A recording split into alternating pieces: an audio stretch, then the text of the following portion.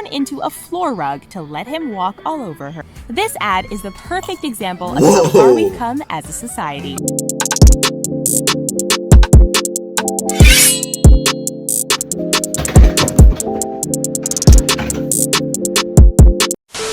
What is loaded, guys, and welcome to another Friday reaction. Now, since the last video did so good, then it was only right to do another one of these. Today, we are going to be looking at some of the most offensive commercials ever made. Like I said last Friday, I'm not the type of person to get offended like that. Like, I don't know, it takes me a minute. I feel like I'm just not the type of person to get offended right off the bat. Wow. But if you do, I want to know about it, you know what I'm saying? Put it down in the comments, timestamp it, do everything.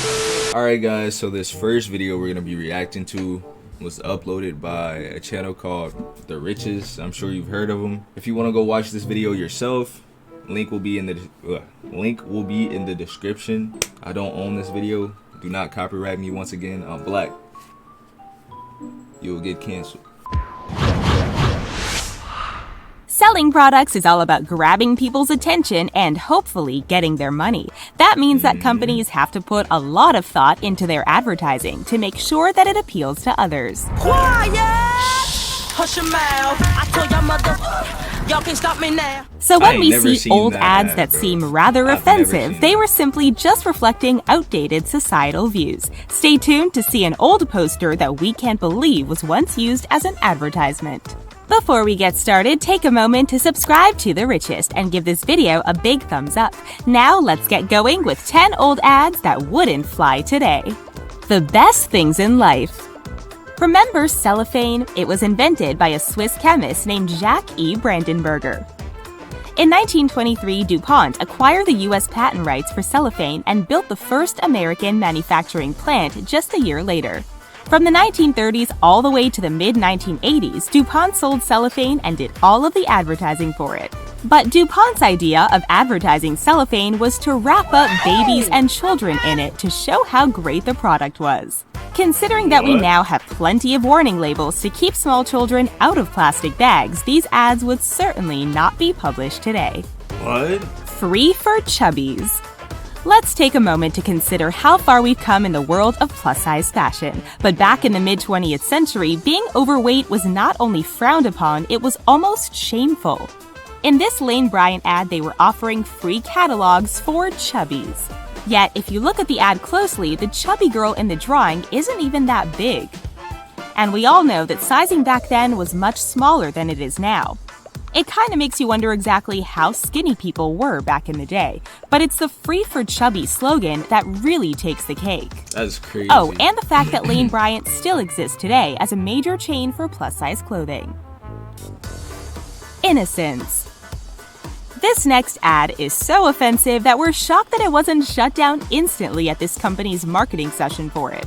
The ad was created for Love's Baby Soft. This was a fragrance that was marketed to preteen girls who are all at that awkward age where they're stuck between being a child and a full-on teenager. The company was started in 1974 and their advertising campaign was nothing short of shady. Considering that making a young girl look older and sexy is a guaranteed way to look like a creeper, we have to wonder what they were thinking with this one. What? No. The more you play. This is the type of ad that you know had the execs sniggering when they created it. Sega made a pretty bold move when they released this one, but given that they were... Hold on, what did she say?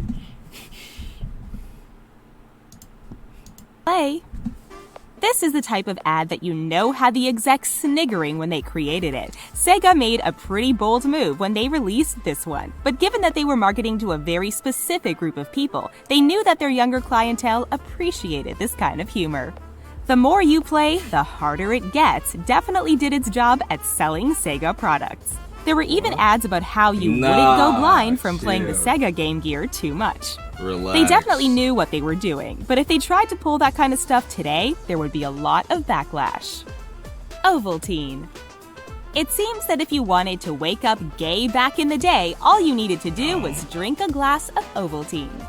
Well, if you wanted to wake up happy in the morning, that's what you would have done. But times have changed and words don't mean the same thing now that they did back then.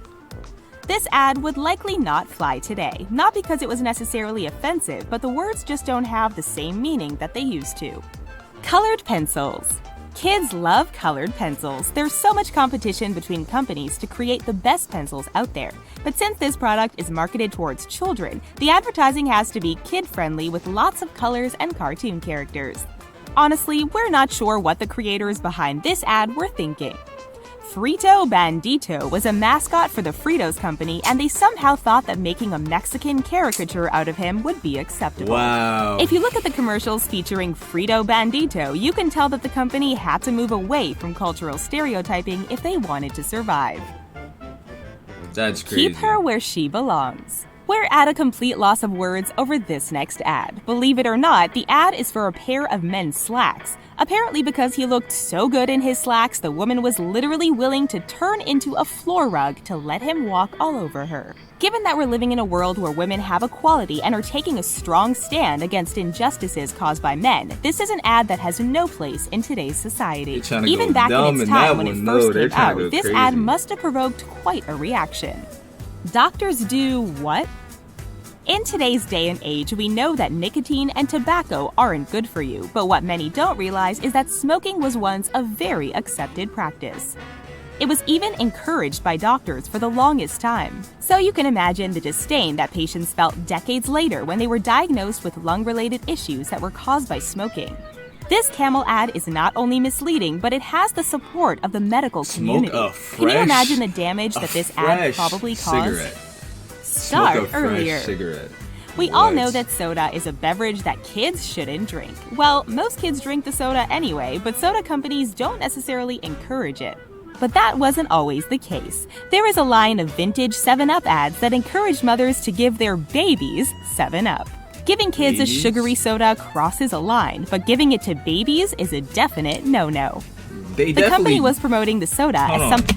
Because she said they restrict, I've never seen any company say that giving pop to kids or soda to kids is a bad thing. They still promote that. But I've never seen babies, you know what I'm saying? Babies is crazy, but kids, I don't know what they're talking about. Kids drink pop all the time, so. Something healthy that mothers could feel good about giving to their baby. Minstrel show. This ad is the perfect example of how far we've come as a society. It's an ad for performer Billy B. Van, who lived between 1878 and 1950. He was a well-known blackface performer and was a hit in the vaudeville circuit. Van had even tried his hand at silent films, but that never worked out for him. Today, this ad is a good example of what racism was like in America not too long ago. Sadly, this ad was viewed as acceptable well into the 20th century.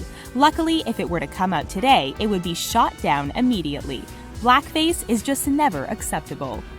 That's all for 10 old ads that wouldn't fly today. What do you think? Share your thoughts with us in the... I ain't gonna lie. She tried to sneak that word in there, bro.